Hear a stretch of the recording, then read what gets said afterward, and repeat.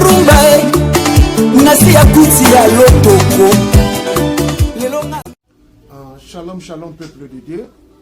Je souhaite que vous madame la émission sur Wembo TV, l'émission qu'on appelle ici le Triomphe, avec notre bien-aimé, le pasteur, le révérend Elvis de Dakar Lakalosevico.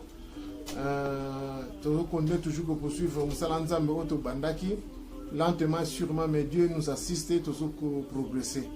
Remerciement à Bisso qui n'est pas un de nous, sur Basso pour Melabiso, Basso Bengabiso. On a remerciement à Bango et puis l'éloge par rapport à Moussala.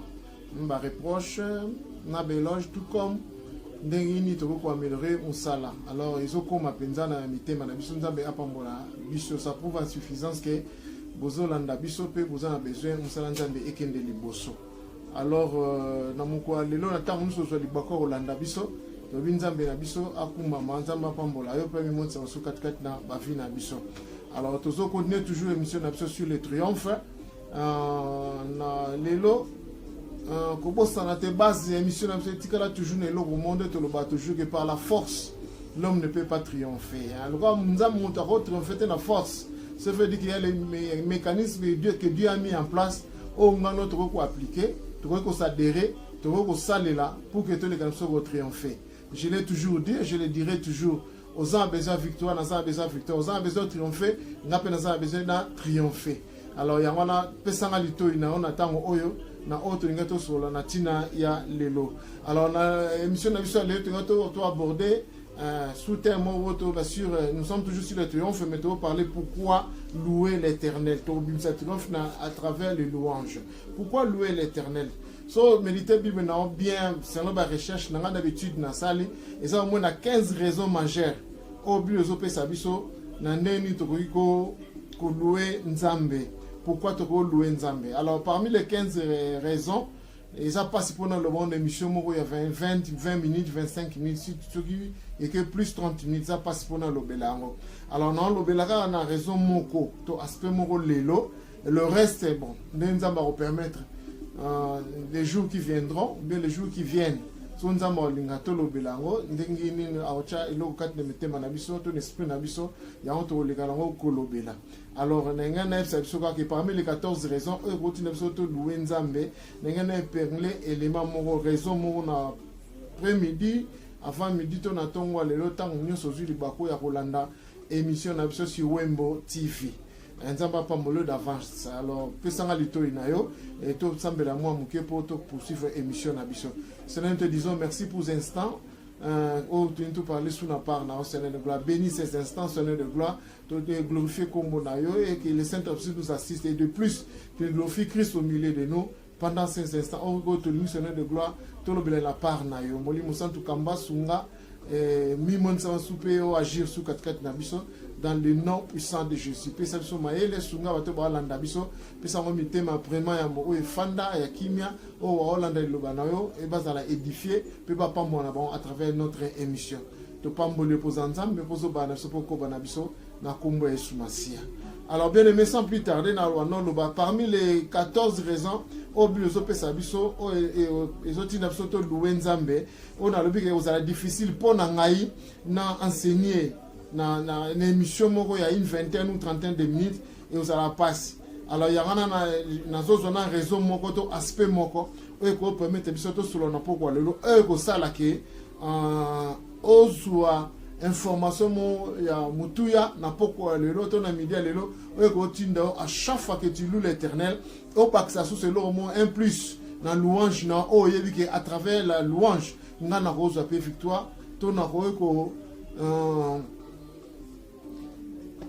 na kogi ko sepela na louange wana o na sala panzambe ememelanga eloko mo alors plus eloko na lobela o nga esa ke ngai no to triompher à travers louange na biso tozo pesa panzambe na kombo ya na tango to na kombo ya Yesu Masia. Alors nous louons l'Éternel parce que la louange précède la victoire. Pour la nuit to louer Nzambe, to louer Nzambe est parmi les 14 raisons majeures na biso. On a rôle au bâti na tango, mais nous avons déjà fuite, il y a raison, l'une des raisons parmi les 14. Alors parmi les 14, c'est pour les raisons parce que la louange précède la victoire. Alors si vous avez la Bible, dans deuxième livre Chronique, chapitre 20, verset 21 à 22. 2 Chroniques, chapitre 20, 21 à 22. La Bible dit ceci. En 2 Chroniques 20, 21 à 22, le Bible, puis, d'accord avec le peuple, il nomma des chantres qui, revêtus d'ornements sacrés et marchant devant l'armée, célébraient l'Éternel et disaient, louez l'Éternel, car sa miséricorde dure à toujours. Au moment où l'on commençait le chant et les louanges, l'Éternel plaça une embuscade entre les fils d'Ammon et les Moab, et ceux de la montagne de Séir, qui étaient venus contre Juda, et ils furent battus. Verset 22, Bible dit, au moment où l'on commençait le chant et les louanges, l'Éternel plaça une embuscade contre les fils d'Ammon et les Moab, et ceux de la montagne de Séir, qui étaient venus contre Juda, et ils furent battus. Bien aimé, tu as d'avance déjà que Mouto Nyonso Azoya bitumba contre yo à cause de louange na yo tika nzambe tika yo nzamba asunga yo o triompher na bitumba na à cause de louange na yo à cause ya louange na yo. Alors yo kangai na moyena tanga verset chapitre mbimbeza te nazo sauter na pesa biso otobenga en anglais historical background. Il y a un chapitre, alors, Bible, le roi Josaphat prit la tête de son peuple. Alors, dans la bataille contre leurs ennemis. Na évité l'ennemi no bakoza banane mais toi to mona que Juda za un ennemi au but tangi bato misat da tangi bakumbwa na ozonga na po soki na osezi nga bienté. Alors la Bible dit Dieu ordonna de nommer des chantres qui devraient louer l'Éternel pendant la bataille. Nzamba pesi ordre a ordonné avec que non bon nommer ka ba chantre. Musala ba chantre les anini ba yemba kaka. Qui devrait louer l'Éternel pendant la bataille. Donc, tant que bunda, bango musala bango ko ba yemba. No koto biso to bunda bango kuna bazo yemba. Koto biso to zo bunda bango kuna bazo yemba. Koto biso na guerre bango kuna bazo yemba. Nzamba ordonnant à travers le roi Josaphat. La Bible dit ces chantres précédaient l'armée. Nzela na monta ba ken babini chantre auto choral o ils avaient composé ndanza ba pesa ordre ba pona bango basani ni ba précéda qui armée na ba précéda ba onde ni babi précéder l'armée en louant Dieu et en disant ceci yo ka bazo louer nzambe ba no lo ba ma makasité ba no ko yemba ba nzemba danzete mais yo ka obi le lobby il la binini ces chantres précédaient l'armée en louant Dieu et disant louez l'Éternel, car sa miséricorde dure à toujours. Oh, au moment où louer Nzambe, louez l'Éternel, car sa miséricorde dure à toujours. Tant que louer Nini, on commençait le chant. Louange, on commençait le chant et les louanges. Alors la Bible dit, qu'est-ce qu'elle dit? La Bible dit, l'Éternel plaça une embuscade contre le fils d'Ammon, de Moab et de ceux de la montagne de Séir, qui était venu contre Juda et ils furent battus. Tigangana lo déjà avant na vie na yo.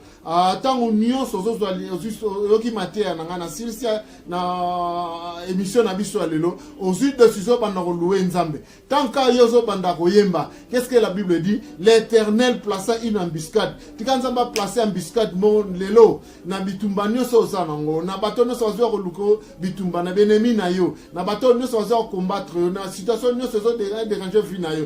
Tant comprendre que j'ai un combat, comprendre que Mikakatano Moko et la Bible dit ceci, Nzambe a placé embuscade de Moko contre les fils d'Ammon, contre les Moab et contre ceux de la montagne de Séir. Tona misa te basanini ba yaki po ba bundisa Juda tikanga na lo bano susu na premier dia lelo tangu nyoso yozuka désor ku misa Nzambe bato nyoso yozo bundisa yo makambo nyoso yozo bundisa à cause de louange wana à cause de disposition louange ozu na motema na o louer Nzambe na Bible dit ba yemba écoute banze ma gravité balobi kaka que l'Éternel soit loué l'Éternel Nzamba azala loué Que l'Éternel soit loué, car sa miséricorde, louer l'Éternel, car sa miséricorde dure à toujours. Au cours répéter, louer l'Éternel, car sa miséricorde dure à toujours. Tant qu'on usa la répétition, on a une attitude de louange. Je veux louer à travers cette phrase. Louer l'Éternel, car sa miséricorde dure à toujours. La Bible dit, nous avons placé embuscade. Nous avons bonne na kombo esumasi na tango oyo. Tango yo aura attitude ya louer Nzambe. À tout moment, ça nous comprendre le secret à l'élo, raison à l'élo. On a yebi so que yo triompher à travers les louanges.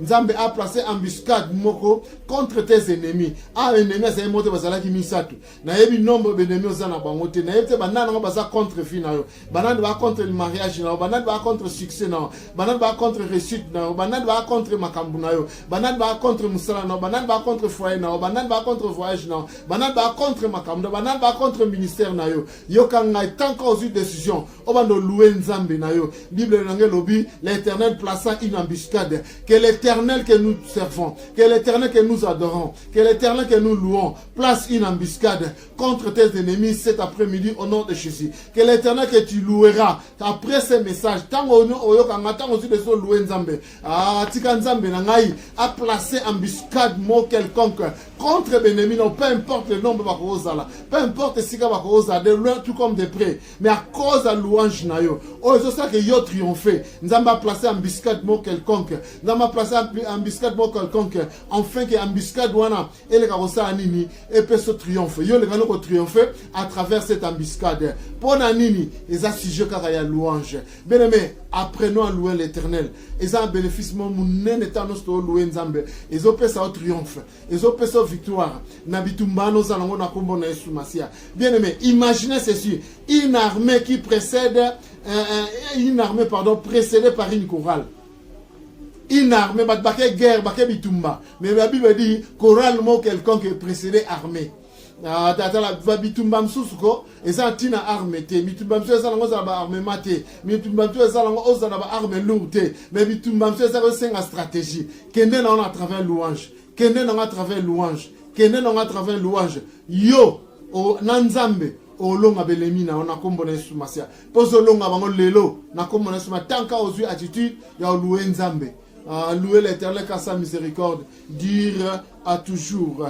Yokanga, l'esprit humain trouverait fort étrange cette manière d'aller en guerre.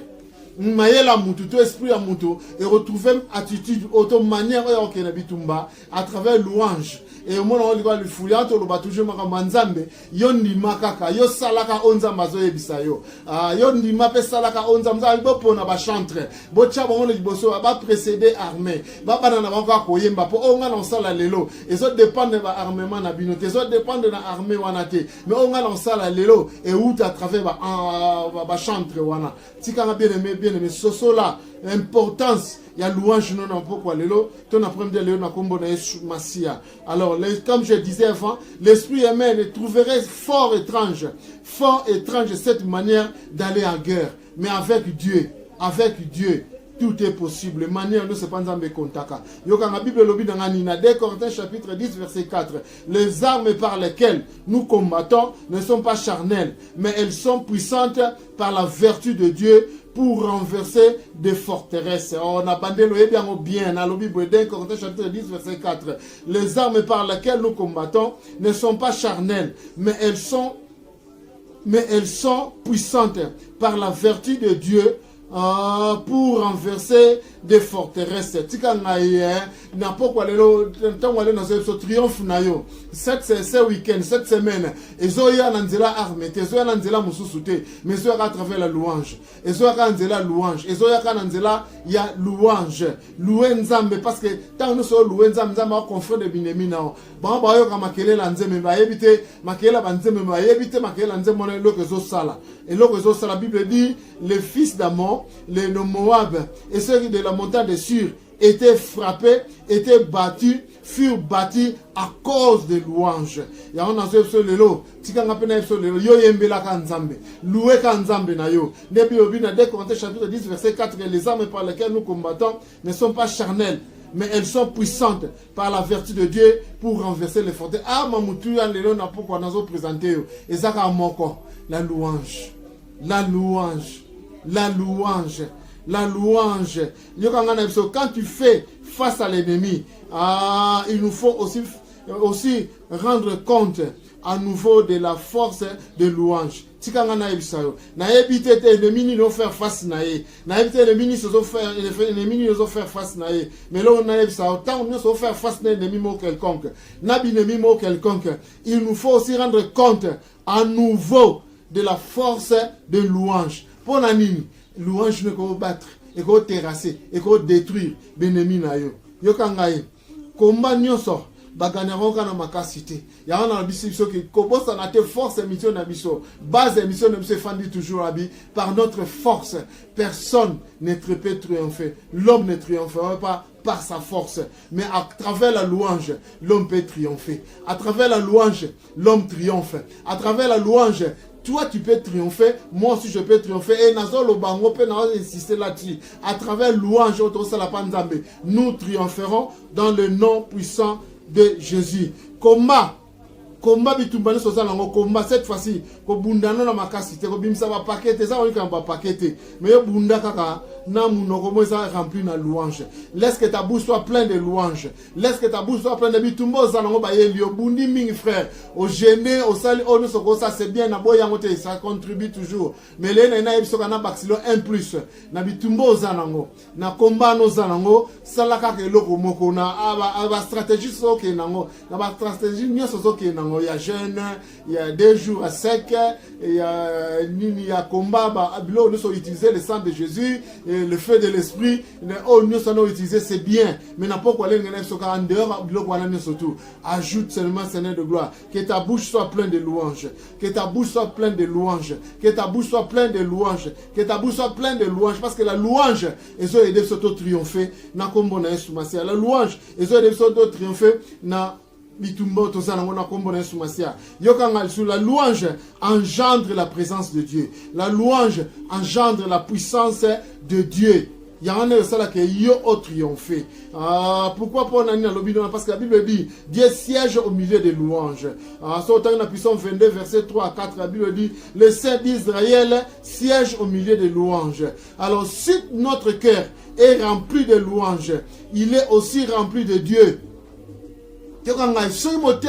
Esprit na yo etoni sami na louange et soukaka otoni sami na louange à chaque fois le cœur de l'homme à chaque fois que le cœur de l'homme est rempli de louange il est aussi rempli de Dieu car il siège au milieu des louanges yokangai il en est de même pour nous. Il en est de même pour nos foyers. Tout foyer, un bon foyer qui est rempli de louanges. Toute une église qui est remplie de louanges. Ce cas foyer, na ebite business nyoso. Makam nyoso sala musala na musala na yo. Soki kaka. Otondi sami na louange. Yokangai. Louange ne sala ke. Makambu na yo foyer na yo église na yo ministère na yo activité na yo on ne so sala et ça peut remplir la présence en Zambé. Pourquoi? Parce que Dieu siège au milieu des louanges. Dieu siège au milieu des louanges. Dieu siège au milieu des louanges. Alors nous pouvons nous pouvons être entourés de la présence de Dieu en cultivant l'attitude de louange. Tala Oroza la entouré la présence en Zambie. Soka o cultiver attitude de la louange. Attitude de la louange oyo cultiver na vie na yo et ça la que vie na yo entouré la présence en Zambie. Et ça la vie na yo entouré la présence ya Nzambe. Alors développe ou cultive l'attitude de la louange. Au moment que une fois cette attitude est réalisée en toi, tu seras plus conscient de la présence de Dieu par rapport, ou bien tu seras plus conscient de la présence de Dieu que mais conscient na ba problème na yo na bitumboza nango na ba difficulté oza nango na ba circonstances bouleversées de troubler vie na yo. Pourquoi? Parce que là Dieu siège au milieu des louanges et une fois que notre vie est abondée dans la louange et ça comblé dans la louange de développer culture et attitude de la louange la présence de Dieu en nous fera en sorte que to bossana ba problème na biso to bossa na ba difficulté na biso to bossa na pardon ba circonstances par lesquelles auto zanango à cause ya culture ya louange auto développer à travers culture ya louange auto te développer ya na ligne kana so na après-midi à lelo tika ngai esika oza bandaka ko louer Nzambe na si obenga ngai pour témoigner on nzamba osala à travers louange na yo soka attitude o louer nzambe na si obenga nga pour témoigner oni nzambe osala na vie na yo à cause ya louange tika te sika ozanyonga tsenelo na kombo na Yesu Masia nazo senga osoko na tongo Yesu Masia telema la makolo na yo zo en esprit banda siko ko louer nzambe wa banda ko louer nzambe na nga na après-midi lelo banda ko louer nzambe na nga na pokwa lelo banda ko louer nzambe na ngai na moment oyo banda ko louer nzambe na ngai na tango oyo yo ko mona o louange